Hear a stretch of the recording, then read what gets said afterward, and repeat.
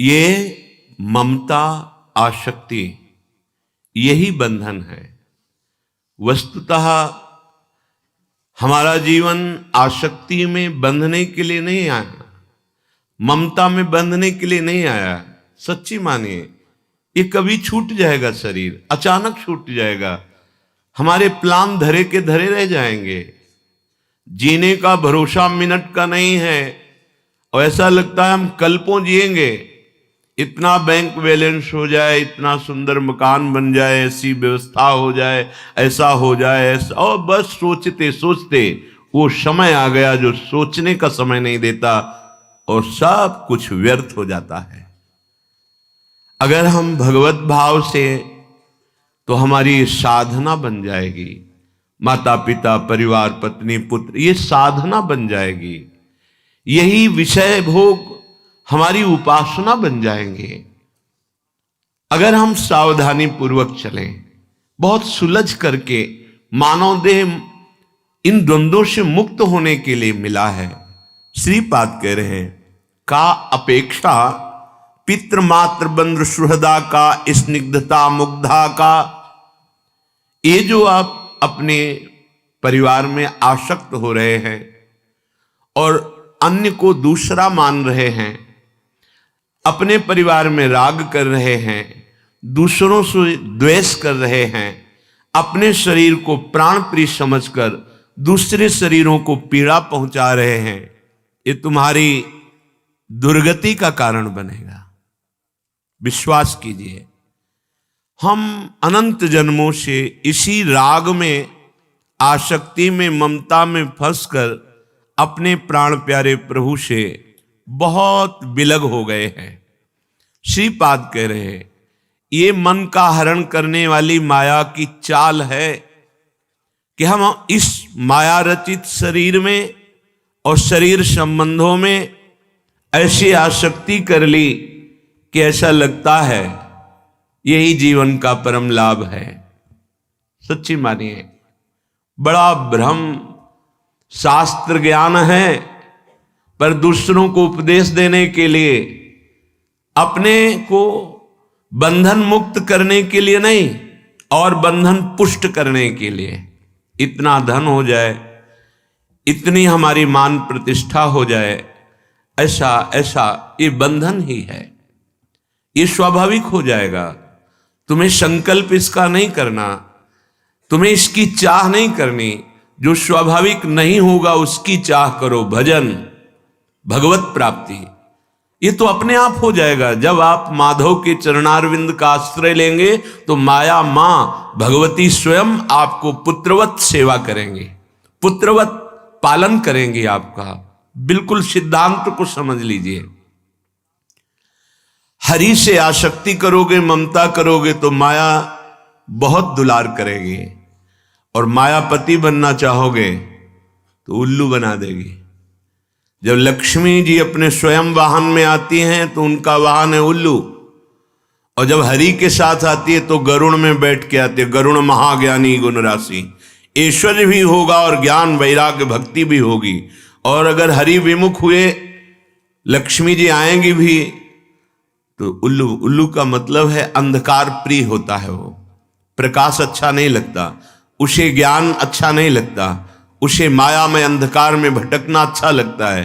पैसे के बल से बेविचार करना, मांस खाना, जुआ खेलना, मनमानी गंदे आचरण करना, ये उल्लू बना दिया, पूरा जीवन नष्ट कर दिया। का अपेक्षा, तुम्हें क्या मिलेगा? बहुत जन्म हो गए यही करते। श्रीपाद कह रहे हैं, पत्ते स्वात्मन जीवनेति सुभगे कावा कलत्रे रति। अपने जीवन को तुमने ऐसा खिलौना बना दिया कि काम की क्रीड़ा मृग बन गए। तुम्हें लग रहा है मैं जी नहीं सकता हूं इसके सिवा, लेकिन काल तुम्हारी इस बात को स्वीकार नहीं करेगा। तुम्हारे जीवन को एक सेकंड में सबसे अलग कर देगा। तो अपने जीवन में ये जो सौभाग्य मान बैठे हो कि हमारे पास बहुत धन है, सुंदर युवती है, बहुत प्रकार की भोग सामग्रियां हैं, तो कह रहे हैं ये आसक्ति तुम्हारी दुर्गति कर देगी। तुम यहां बंधने नहीं आए हो, यहां तुम मुक्त होने आए हो। मानव देह भगवत प्राप्ति के लिए है। अगर तुम्हारी आसक्ति इन सब शरीरों में, घरों में, धन में, पदों में है, तो आप विचार कर लो, इसी शरीर की आसक्ति से अनंत जन्म तुमने बर्बाद कर दिए हैं। क्या है आज तुम्हारे पास? बहुत बार जन्म लिए हो, क्या है तुम्हारे पास? ना पूर्व की पढ़ी हुई विद्या है, ना पूर्व का कमाया हुआ धन है, ना पूर्व का कोई परिचय है। खाली हाथ ऐसे ही हो, और पाप और पुण्य जो जमा है वही तुम्हें दुख और सुख के थपेड़े दे रहे हैं। ये जन्म तो सुधार कर लो। ये जन्म बलपूर्वक इन ग्रंथियों का छेदन करने के लिए मिला है, जो ममता और आसक्ति की ग्रंथियां हैं। श्री महामहिम सूरदास जी महाराज कह रहे हैं, माधो जू मन माया बस कीन्हो, लाभ हानि कछु समुझत नाही, ज्यों पतंग तन तीन्हों। जैसे पतंगा देख रहा है कि सामने वाला जला इस दीपक में जाकर, पर वो राग के कारण, आसक्ति के कारण उसी लौ में जाकर अपने शरीर को भस्म कर देता है। ऐसे ही आगे वर्णन करते हैं, ग्रह दीपक धन तेल तूल तीय, श्रुत ज्वाला अति जोर, मैं मतहीन मरम नहीं जान्यो, पर्यो अधिक करी दौर, माधोजू ये मन माया बस कीन्हो।